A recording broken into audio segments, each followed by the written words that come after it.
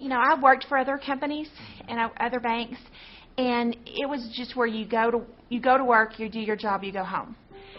Happy State Bank, it's still work, but you feel comfortable at work. You're happy. You spend a lot of time at work, and when you enjoy your coworkers and do enjoy what you're doing, then it's great.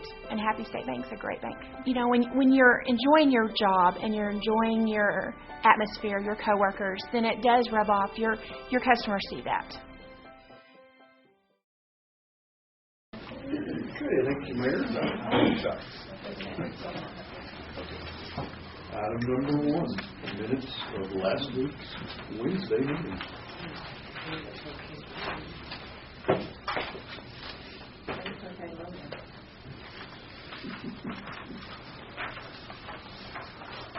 Item number 2, second and final, changing the speed limit on North Fulton.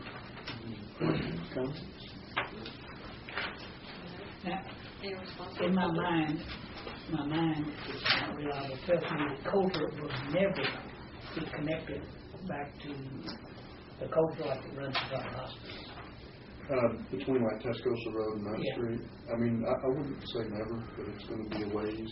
There's some big challenges. Because it hadn't crossed the creek. And I think there'd actually be 2, from what I've been told, bridges that would have to be built. And again, it isn't a straight line. No, it can't be. It won't come out through the project. Yeah. Okay. So my mind is not abandoned. No, we're good. Was there a reason to name it Coulter, the other section over by Oklahoma? It's been Coulter since West Cliff was built, and West Cliff was built Oh, it has been. 30 years ago. Okay. Or at least the first part of it was built back then. It's the widest part. And it's, that's the piece that's not straight. Where Coulter runs through the West Cliff part, it is straight. Once you hit Fairway, it starts to get some feature to it. Yeah. And that continues now all the way to North Loop. It's all the way through. Okay. Just right back in.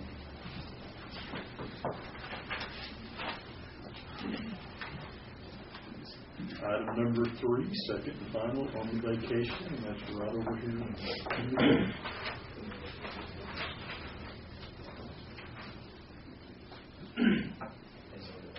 Okay, 4 and 5, public hearings.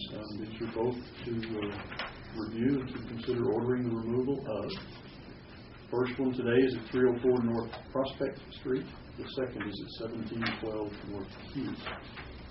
With your permission, I'd like to see if we can help out with this.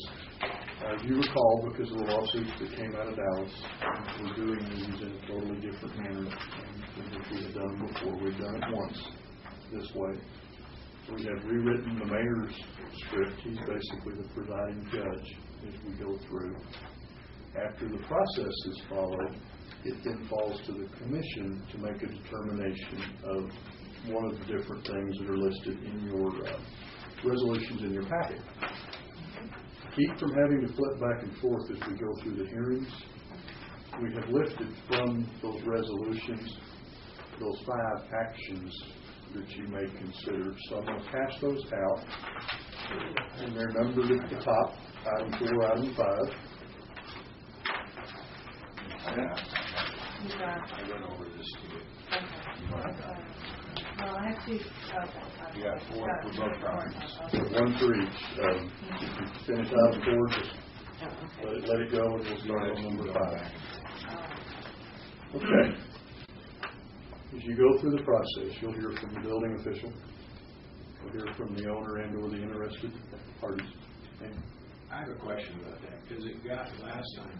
Do we have to define interested parties? Is it some property relation? Is there any? Well, it's someone with a legal interest. Okay. And we've underlined that, or at least one draft it was underlined to emphasize you're now going to list people with a legal interest in this property. And then later you'll ask for, now, are there neighbors or anyone else who has to address? Because I think the last time one person got up was first it was interested neighbor. right. But wanted to be gone. Right. We didn't know that was the pattern. Well, it's certainly not fatal. It's just a matter of trying to go through it orderly and give the people with the most paramount interest the first opportunity to speak. But if we recognize somebody's just a neighbor and wants it gone, we should ask that you be able to speak in a moment. Yes, when you're from each community. Can we split those on your script so that you're very deliberately calling first those legally interested parties? People have skin in the game. And then second, the neighbors. Lien holders, mortgage companies, you never know the Here's lenders. People with a legal interest in the property. Gotcha. Thank you. You're welcome. So as the mayor takes us through the script, you'll of course have your opportunity to ask any questions of the building official, of any of the witnesses that appear before you. But at the end, the commission then picks one or more of these actions that you'll take. And, let's kind of walk right through them if we could. The option, little letter 1, you find after looking at the evidence the structure is not dangerous. The first 4 are specifically for structures. The structure is not dangerous, therefore we're dismissing the matter. Failing that, item number 2, the commission says we find this structure or any other improvement of any kind or a part thereof is dangerous and we order it to be removed. Number 2, that's your demolition right there. Number 3, we do find it's dangerous. We do order it removed. However, we find good cause exists to grant a reprieve to allow the interested persons to seek, qualify for, to obtain a provisional permit, basically to go into remedy it. Item 4. Now, how long is that reprieve good for? Well, it says that this continues reading there, that reprieve granted shall expire upon the latter of the expiration of time to apply for and obtain a provisional permit or the expiration of the permit. The ordinance has a time limit for when you have to apply for that permit. And of course, this would be a building permit. A form of it, yes. Or a demolition permit. What is the normal lifetime? A normal building permit's 180 days. The provisional permit under this process is 60 days. Okay, so it's not real onerous, or No. it doesn't just keep kicking the can down the road. But you could apply for another if the first one expires. Substantial progress has been made. The key to this one is down at the bottom of that paragraph. If the building official finds that they have abated those issues, then your order to have it demolished is moot. But if they have not, your order stands. It does not come back to you on the demolition process. So it's handled administratively. That would only be used when you saw that there's an ability to fix it and they prove an ability to do it. Yes. Financial ability to do it. So related to that is the next one, number 4. We would find the good cause exists to defer the adjudication of the case and direct the reinstatement of the extension of a permit that they already had, a prior provisional permit. You pick that time period, it cannot exceed the 60 days. Okay? The difference in this one, you're looking at a structure that maybe they have just pulled a permit. Maybe they've made some progress, not substantial progress. You're granting them their discretion. Okay, I'll give you 30 days to make good or to prove that. Up to 60. Your discretion. At the end of this one, if they've not done anything, it does have to come back to you. We set another hearing and you reconsider it on its merits at that time. But you set the hearing after the time period is expired. Exactly. After that reprieve has expired. And how long, once you set that date, does it take for that to transpire? Another 60 days? I would say 2 weeks based on those 3 weeks. I just want to avoid us setting up for longer, which is what you've done by reading the law. Doing the ordinance. And does the history of any one of these properties lead us to, have any one of them ever have a provisional permit? These 2 today, I don't think there are any. prior permits. Okay, so 4 doesn't apply to today at all. And that will be part of the building official's presentation. As he goes through his files, not just today, but on all of these cases in the future, he'll give you the procedural history, and you'll know if there was a provisional permit issued or not. You know, if they had water service, if they had taxes, and things of that effect. Okay. Those first 4 to deal with structures. The next one, this is what we've historically called the J and B, the junk and debris. This is where you look at the property and you say there's, to quote this, an accumulation of rubbish, trash, solid waste, and or unsanitary matter. Reason this is different, you may well have a property come to you that were it not for the accumulation of car tires, mattresses, etc., the structure is okay. So you're not going to order that structure down, you're going to order the property to be cleaned up.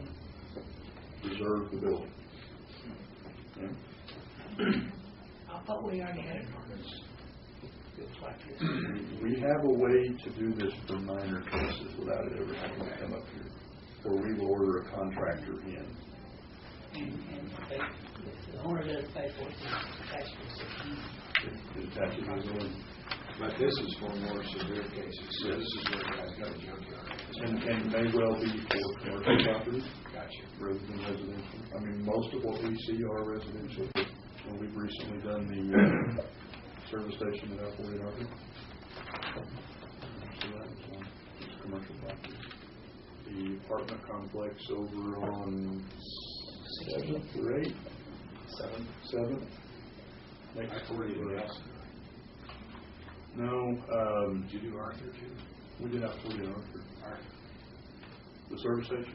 Yeah, I think you did. Well, that was Nelson. Nelson. There's Nelson. no substation on our part.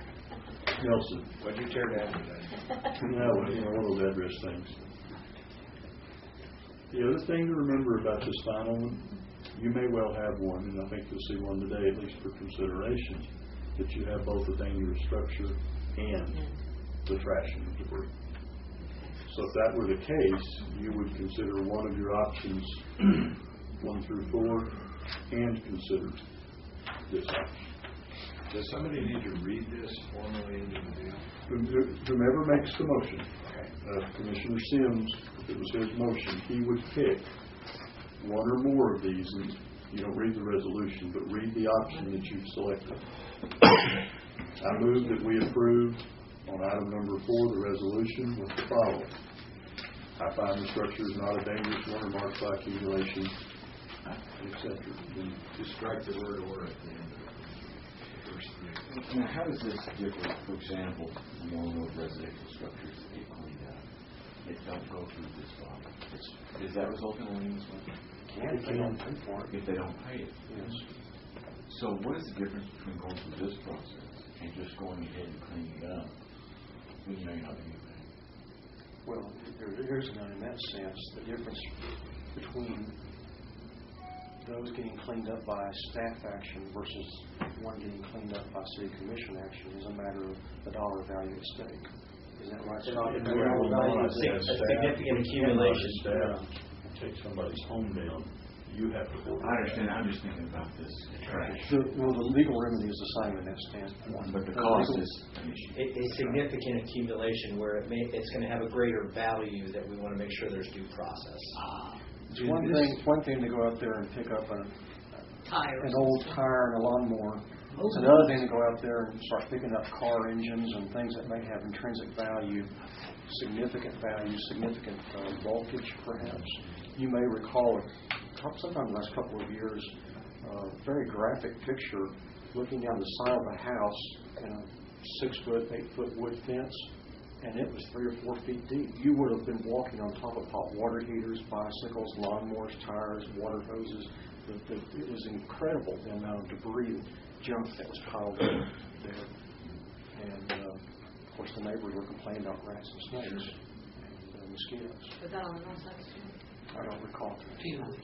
No.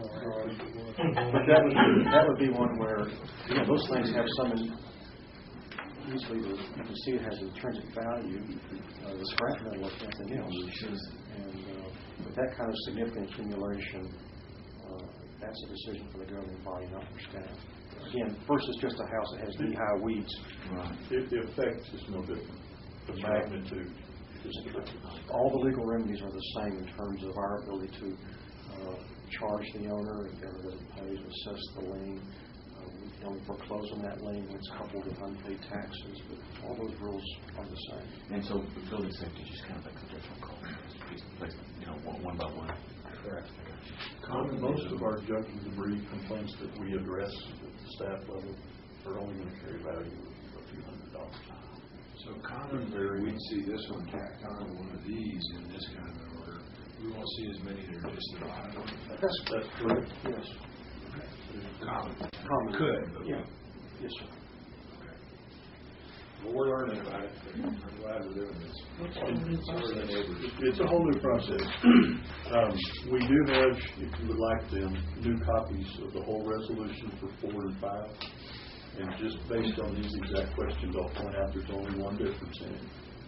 And what that difference is, in that last option, the way it was worded in your packet, it referenced back to structures and the junk and the debris, the accumulation. The structure part of that needs to be out and be separate.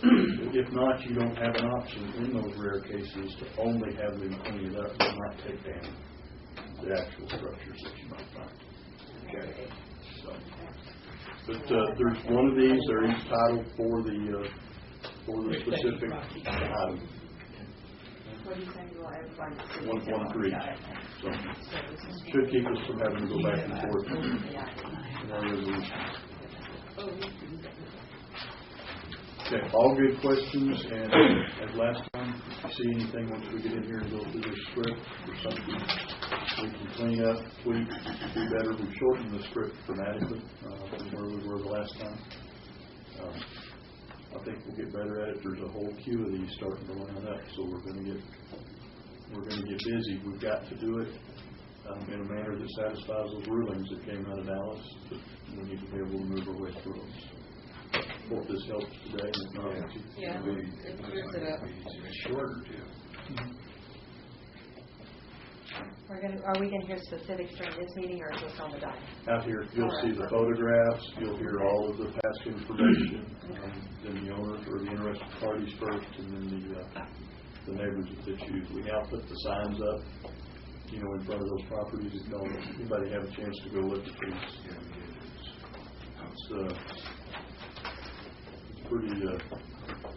it's pretty obvious, and the good thing is with the signs that are going up, it lets the neighborhood know we're working. We're trying to get out here. Interestingly, when I went to one out here, I think it was the second one, there were two neighbors that were serving a chain link fence next to it.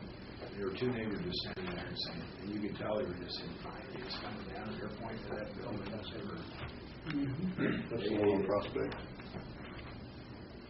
You'll see that same photo out there.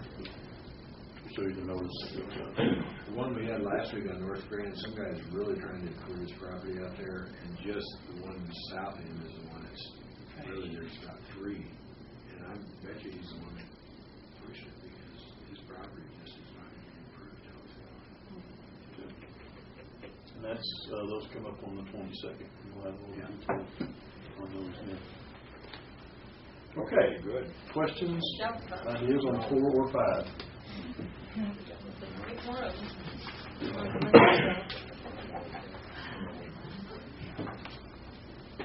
Okay, consent agenda. Consent item A, annual purchase of liquid ferrous chloride. Fancy word for something to help the sewers not stink so bad during the summer. Neutralizer. And people might not agree that it totally neutralizes. It helps. It helps.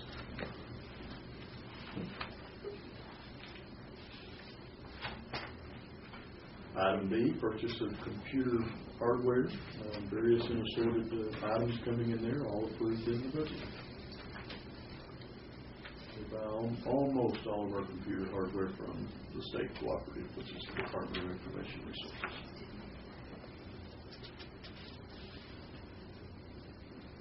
Item C, tax abatement agreement for Bell Helicopter Textron. This is for the new facility that's going in out there. We wanted to accommodate the Relentless, the civilian helicopter. This is a piece of the land that you put into the reinvestment zone that was requested by the Amarillo Economic Development Corporation.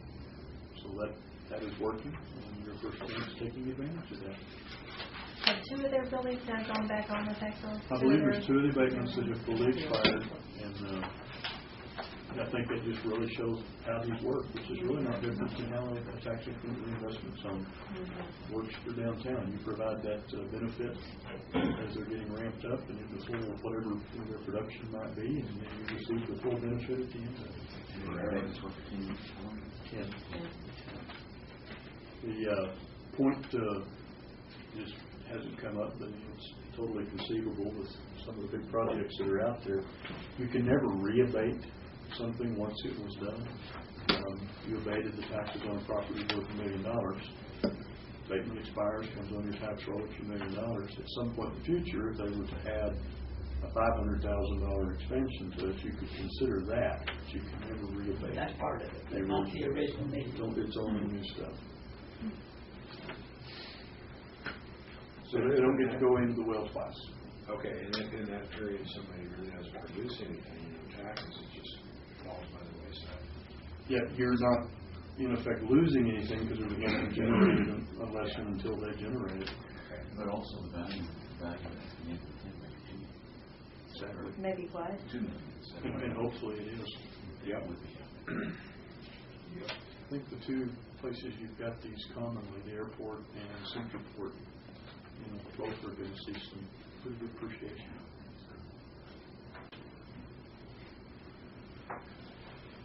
Okay. And Kelly, is George Herring going to be here today? George Herring and somebody else. AJ Froman? I think so, yeah. Okay. Item D, amendment to the automated red light program service contract and the right-of-way use contract. This follows up on the discussions that were held by your advisory committee and then subsequently by the city commission. We have now run the suggestions back to all of the various parties, which primarily is ATS, American Traffic Solutions, and TxDOT. This would remove the Pierce and Third, the one right down here, and reinstall it at Emerald Boulevard and Tuscaloosa Road, and then add 3 more. So it's 4 installations with a net growth of 3 to your system. Okay. I would like to pull this one off, Okay. and I would like to discuss that. 4 for separate. Yes. And we discuss it now. Well, let's discuss it now, and we may need to again out there. Okay. I think when we originally launched this program of red light cameras, I think it was a safety issue. And if you recall, one of the issues was we were really kind of behind the curve on our police officers. And one of the big arguments, you were there, one of the big arguments was, can we really have officers spending a lot of their time monitoring dangerous intersections when they're having to take emergency calls? We've really done a lion's share of work budgetarily and academies to increase the number of officers and increase officers. So I think that does really speak to the initial intentions for why we need the red light camera program. Issue number 2 is that I think this committee, this red light camera committee, I think there's a difference in what the impression of their charge was. Okay? The way the documents read here is that this was their recommendation that we add these lines. That is not what members of that committee, when you talk to them, that's not their direct read of that situation. The impression of some of the members of that committee were, we do not add those cameras. The commission adds those cameras. They may want 0, they may want who knows how many. And you're speaking from the standpoint of they don't have the authority. Right. We have the authority. Yeah. And so the impression of some of the members of that committee was, okay, so if the city commission decided to go ahead and add cameras, where would you recommend they add them? That is a big difference than saying that the red light camera committee recommended that we add a certain number of cameras. One is, if the commission's going to add them, here's where they ought to be. But many members on that red light camera committee are not making a recommendation to us about how many cameras they should add. I've just talked to some of them, and that's not the way it was originally presented to them. Well, how did it come out of theirs? What did their resolution say? Because they turned back a deal to us that had specific instructions. So I don't want to question what they put in writing. Well, but the impression was that the city commission is going to decide how many cameras are added. And if they were going to add some, where should they be added? Who gave them that impression? That's the impression that some of them left the meeting with. Why? Because that's the way the conversation went. Well, I'd like to go back to the first point, because I was on the commission when we first installed these, and I do not recall the initial intention being an assumption we needed police officers to guard it. I do not remember that at all. I don't agree with that assumption. That assumption was, your assumption is, that the initial intention was we didn't have enough officers, and now that we had officers, that was not. Well, now, Mayor, were you on the commission Yes, when we implemented absolutely red light was. cameras? Absolutely was. Sure, sat there. You can check it if you don't believe me. Well, I'm not going to I was disbelieve there. you. But I'm going to say there were a lot of discussions with a lot of people. And I was there through the whole thing, and I remember never discussing we didn't have enough officers to watch intersections. I think that assumption, incorrect assumption. Okay. Pull all the records, but I think it's incorrect. I would tend to agree with that. Well, that is one of the reasons that the program was sold to me. And that was my understanding, having studied all that we've increased the number of our officers, and that we did really not have the officers available at that time to adequately do traffic enforcement and sit at intersections. And Never really recorded in that discussion. In fact, I think can I do my third point? Yeah. Okay. My third point is that we're worried about dangerous intersections, and in fact, that's what the traffic department has done a good job of, is identifying which are the dangerous.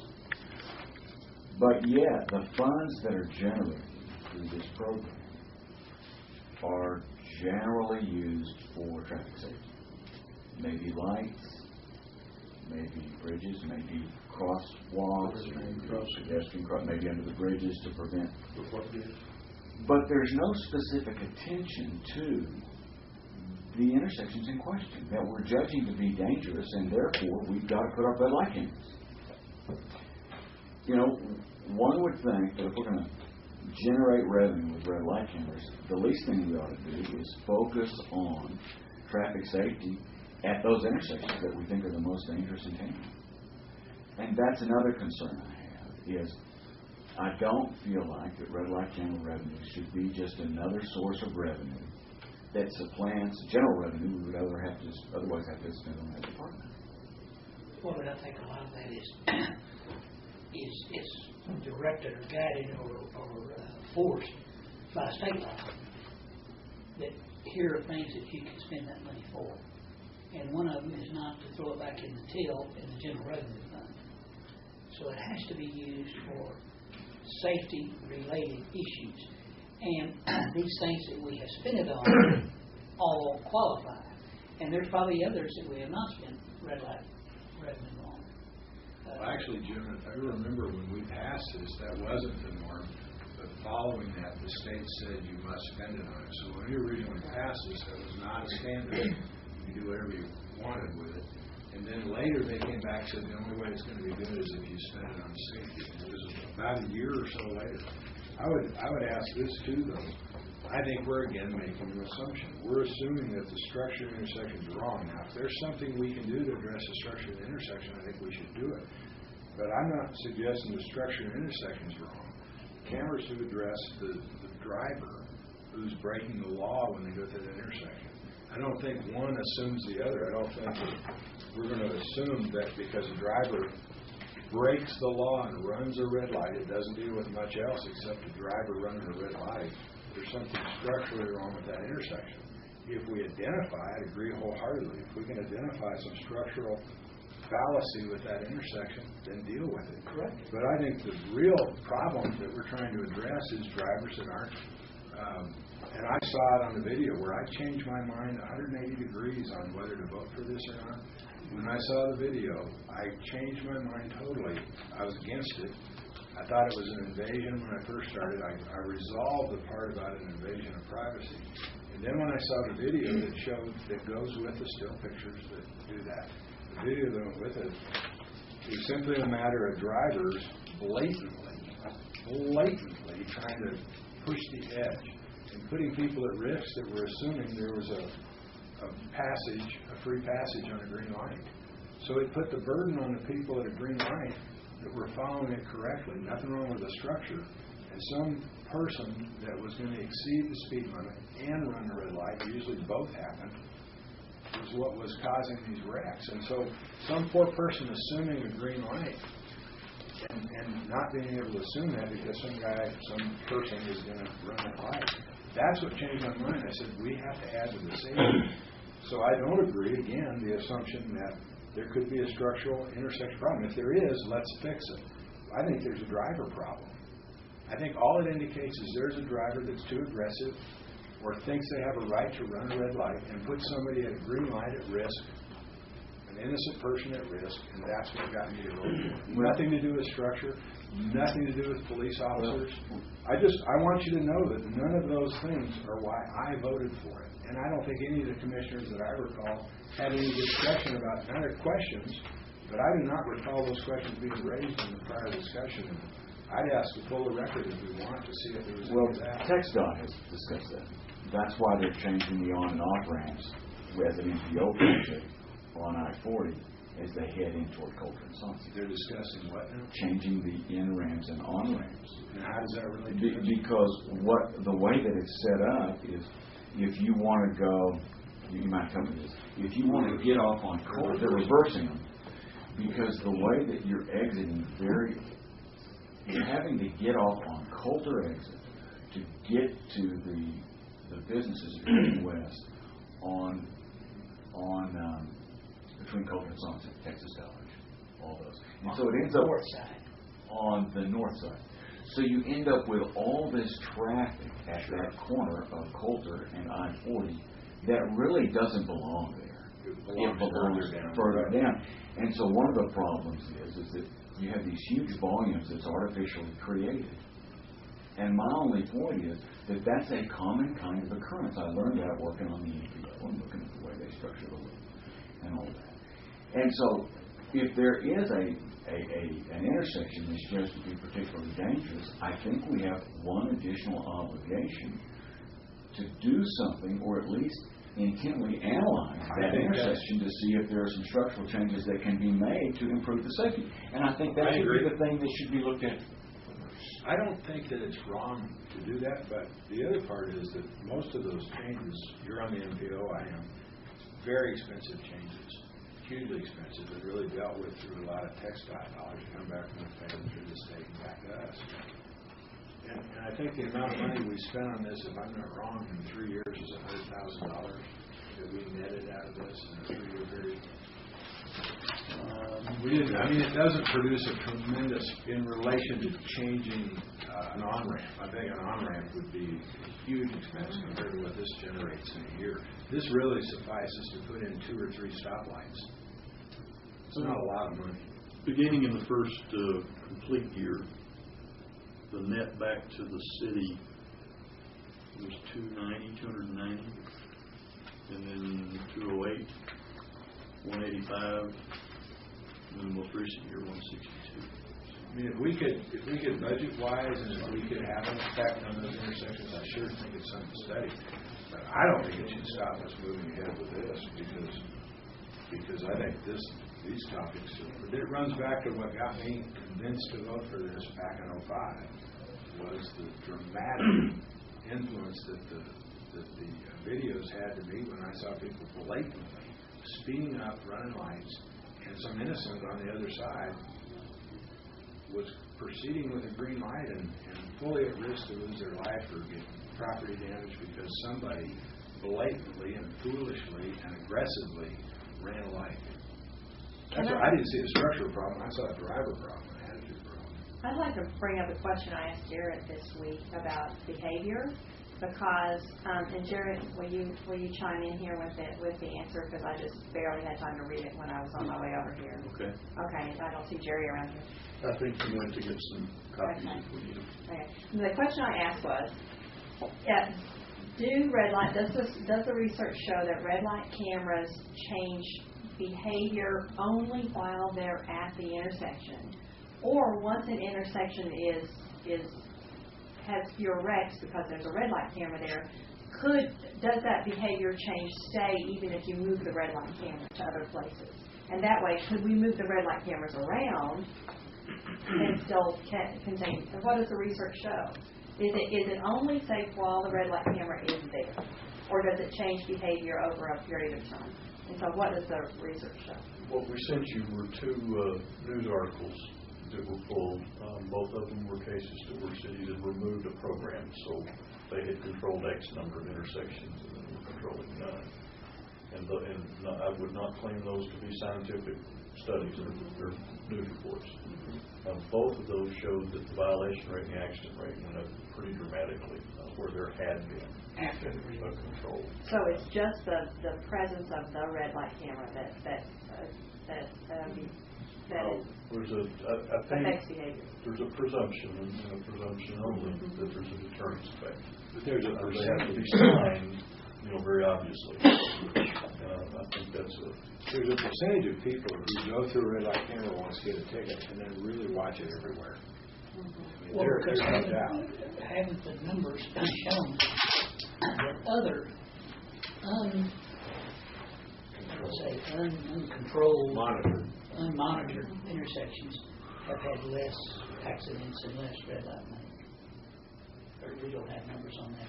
I don't know. I don't have any problem at all with, if we think there's a structural problem with an intersection that's adding to this, that we could do something. But I didn't see that. What I saw was people blatantly and aggressively negating the public safety and running a light for their convenience. And it became more and more, I do think that involves volumes of traffic, because when you're having to wait through 3 cycles, that's when people get more aggressive. So it was nighttime. There's a plan on Sauncey to kind of change there by the mall the configuration of those intersections so that there's an additional lane and there's better handling of traffic. And limitation on which direction you can convert to a different. Right. Where can you have a left turn, where can you not? Right. And so those kind of things to help get to the fundamental of the problem before you're ever sitting at the red light with the opportunity to run. I think it gets even further upstream on the safety aspect. So that's all I'm asking the commission to do is if you're going to do this, is to give a nod toward doing everything you can to improve the safety of that intersection in other manners rather than just red lights. But those were textiles. 2 of those were textile, aren't they? All of these. All the textiles. And I've driven down Animal Boulevard in those intersections, and I don't know what else we could do to make it structurally more sound. I mean, you come off 287 both ways, you split, you go down Pierce or whatever the street is. And there's nothing you can do to change the layout of the land to make additional lanes and all that kind of stuff, or I don't think TxDOT will. And Animal Boulevard is pretty straightforward, just lanes going east and west. I forget that continuous turn lane in the middle. It's not, because those 4 dispersals are one ways. So one this, one that. 2 north and 2 south. But I think They alternate.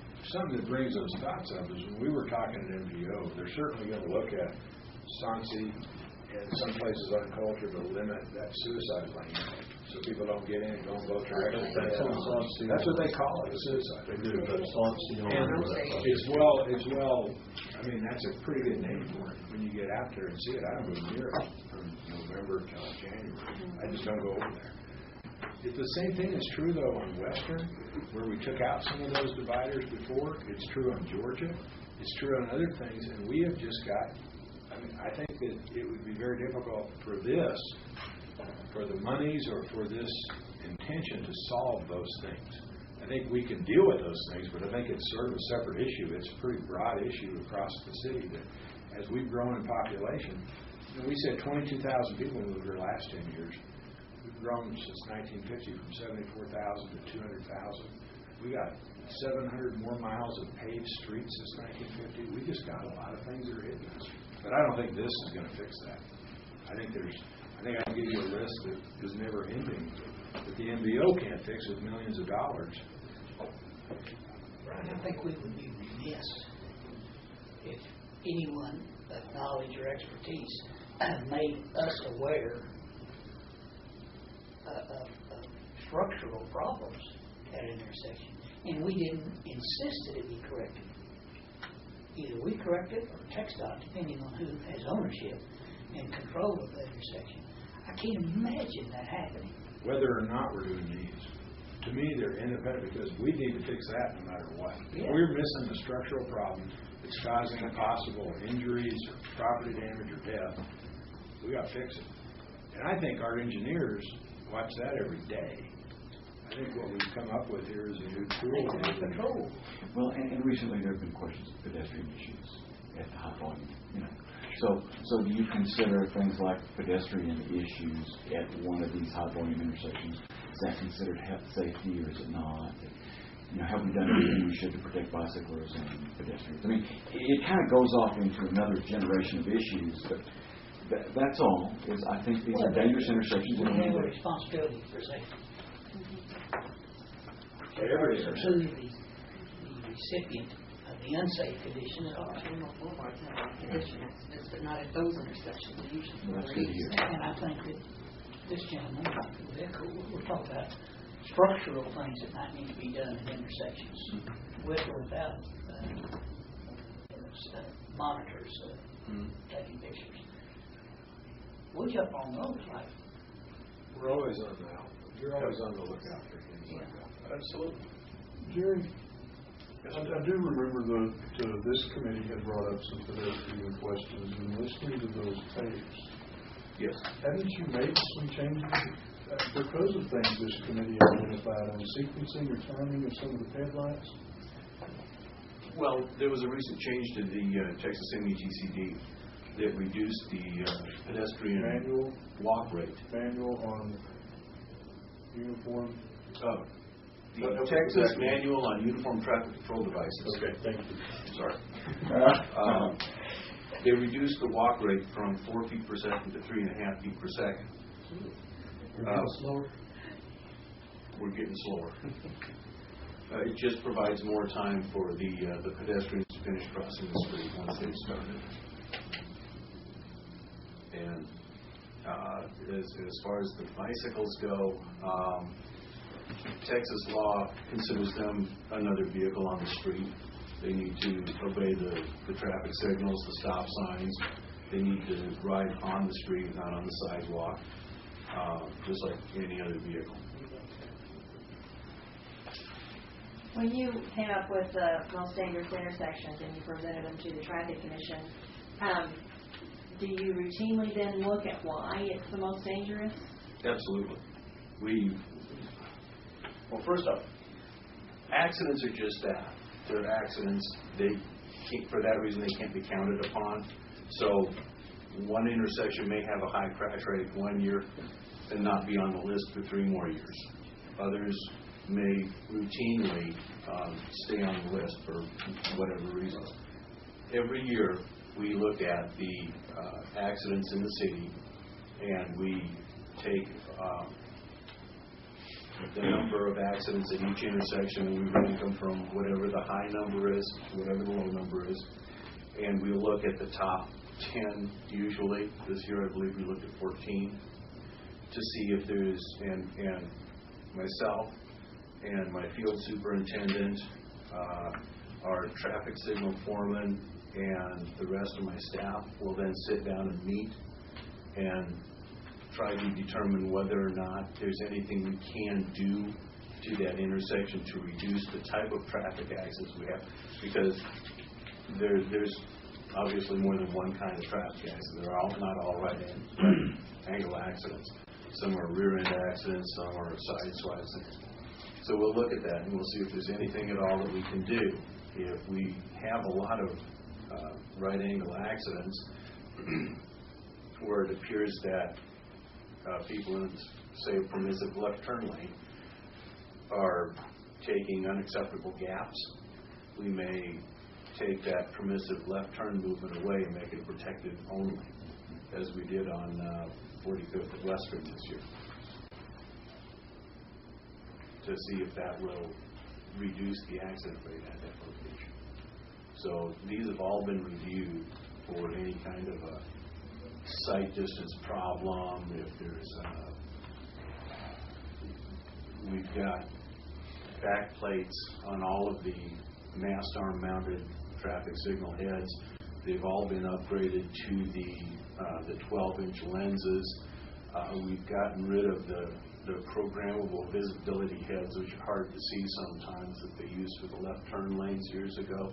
And we've got those with the LED heads now, more visible. We're going through, as we get the time and the money, we're putting the back plates on the pole-mounted heads as well. Some of the pole-mounted heads aren't able to accept a back plate, so we're, as we get the time and the money, we're replacing those head assemblies as well. So the ones you gave to the traffic commission, the intersections then were driver problems then? Yes.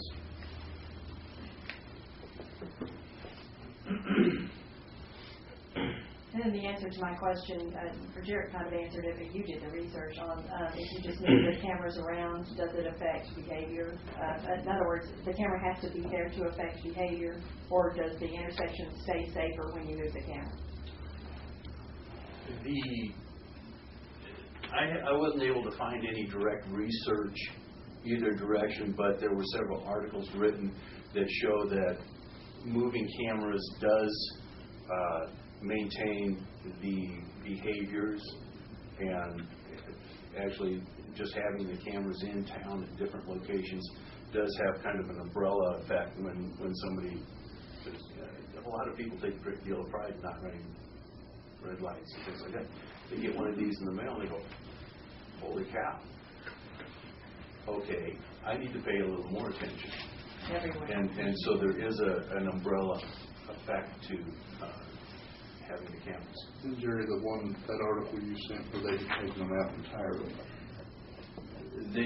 What doesn't show? That article, the author of the article said that accidents had jumped, I think he said 400%.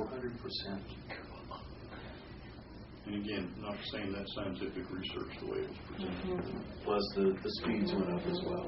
Okay. Thank you. Is that our timer? Done 3 minutes. We have the worksheets from that committee, and we have the minutes with their recommendation, if anybody would need to see that. I think you bring up an interesting thing, Brian, that structurally, none of us sitting here would avoid a structural problem in the intersection. And I don't think that these cameras are going to fix any structural problem. If the two exist, we've got to fix them. I really think, though, that for me, to add a small number, we've got more streets and more square foot, we're growing the city. I think this is a reasonable answer to what there are a lot of varying views. I think it's a reasonable answer to what a lot of people's varying views are. And after seeing those videos, I just got to tell you, I feel a little more protected if there's some kind of And on an issue that you brought up that's interesting, the number of police officers that are on the street and that are available for patrol. I think this is an assist to those numbers, because I still don't know that we have adequate. I don't think we're at that level yet. 4 years. I think we do. 4 or 5 more years. Plus, the city will grow in that time, so you got to factor in. If the demographers are right, we grew 22,000 last 10 years. We grew 35. If they're right, at the high end, 35. And 35. More elected now. Yeah, that's true. It could be less. So the number of officers just for that 35,000, we're looking at a little less than 2 per thousand, right? Sorry, Mayor, say that again. We're looking at 2 officers for every 2 per thousand, and we're we're at at about 30,000. we're back at We 170. need 15 more officers in the next 10 years that will continue to grow behind catching up. So I don't see us getting ahead of that one. And philosophically, y'all probably disagree with me, but I don't think red light cameras are invasion of privacy. I think if you're going to if you're going to break the law, then you're going to break the law whether someone sees you do it or not. It's not okay to break a law if no one sees you do it. Still not okay. Well, I came around to your side on that watching the video. It scared the bejeebers out of you watching this video. Remember the one poor guy? Got thrown up into the car? Well, yeah, but what happened is the car comes to the intersection over 100 miles an hour, hits another car. The car goes up in the air. The guy's walking across the street, a pedestrian at 2 in the morning, and it flips over the top of him and lands, and he was not injured at all. And they said the ironic thing about it was the guy was walking because he got his license plate for DWI a month before. And he survived. Well, just saw some crazy things. I think that maybe we didn't couch our instructions carefully enough or clearly enough, but obviously if we have boards and commissions and we ask them to provide us with a recommendation of no matter what it is, that we will take it as a consideration. Doesn't mean we're going to act on it or anything, but when they give us a recommendation, we're going to take it seriously. Otherwise, why have boards and commissions or special committees or whatever? So I think that needs to be very clearly understood, that when we give someone a charge and they're going to make a recommendation to the city commission, we will consider it. We may not do anything with it. We may approve all of it, or we may take pieces of it. That we are going to take that seriously as a recommendation. And when you have a commission that's diverse, you're going to get varying views, and that's great. I'm glad we do. But we take them seriously.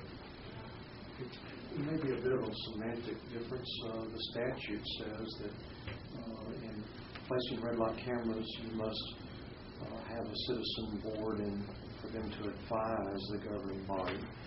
So in that sense, the report from the committee was their advice. If you're going to do cameras, here are the intersections here's how we would rank the intersections. There may be some substantive difference between advice and recommendation.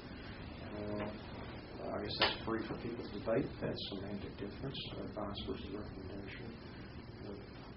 It may also be fair to categorize or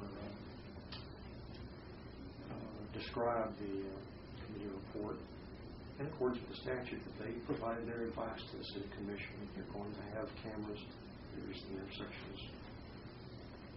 I think they specifically recommended that if you do this, you do at least a minimum of these 4. I don't know how that fits with. And perhaps some individual committee members are more sensitive to what nuance may exist between advice and recommend. When you advise a client, are you recommending that client, that patient, do thus and so? It's your advice to them. You certainly recommend they do that. I don't know where that line is drawn. Well, the memo from Jerry Bird says, members voted 5-0 to recommend the city commission consider removal of the red light camera at Pierce Street and Southeast 3rd Avenue and relocating it to Tascosa Road and Emerald Boulevard northbound approach. They also voted 5-0 to recommend that at least 3 of the highest ranking intersections be considered for new cameras. The minutes of the meeting, including the proposed intersections, approaches, and the total scores are attached.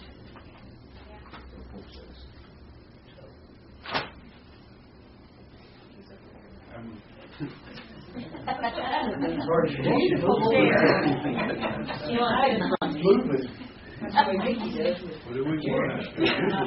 Ryan, you brought it up. Do you want to remove this for separate consideration at the meeting? It'll be Brian. It'll be Williams, and then if we remove it, it'll be Brian. So if you don't remove it, just let me know. Square deal. Democracy in action. I think if you don't see it coming, just make a motion. Okay,